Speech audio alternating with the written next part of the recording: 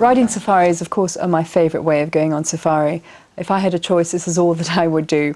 The reason for that is simply because when you're on the back of the horse, the scent of the human is masked by the scent of the horse, and therefore you can get really, really close to most of the wildlife. One of my favourite trips, in fact, is in the Masai Mara in Kenya. And here, a friend of mine has got an operation where he's got tremendous thoroughbred horses, and he takes you out at the time of the wildebeest migration, which is where you've got 2 million animals flooding the Mara, over the Mara River, and you ride, and it's a fast ride, and you ride alongside them, and it's absolutely extraordinary. It's the most exhilarating ride for people who are very experienced. For those who are slightly less experienced, or for those who are concerned about coming very close to predators, there are some other rides in Kenya which are truly, truly lovely.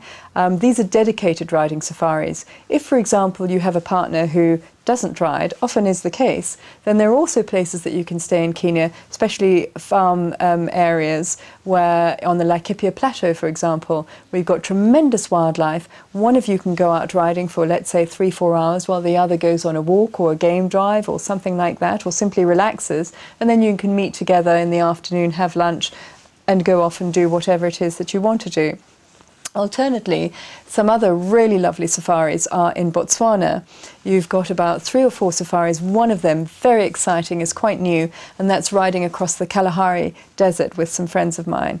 And this is truly fantastic because you've got the salt plains for as far as the eye can see, plus you've got all your desert-dwelling species like your meerkats and your brown hyena and all your oryx and your springbuck, and it's just something so different. And what would really combine well is that we've got some lovely riding safaris in the Okavango Delta, and to mix the delta with the desert, the contrast is just simply mind-blowing. It really is. So that is a fantastic safari, and that can be done for people either with little experience or in fact with huge amounts of experience, who are completely advanced as opposed to novice.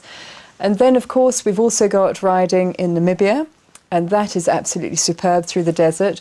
And finally in South Africa, we've got a ride, a Big 5 ride, through parts of South Africa, and then also one of my favourite places is Horizon, where in fact we went as a family not very long ago.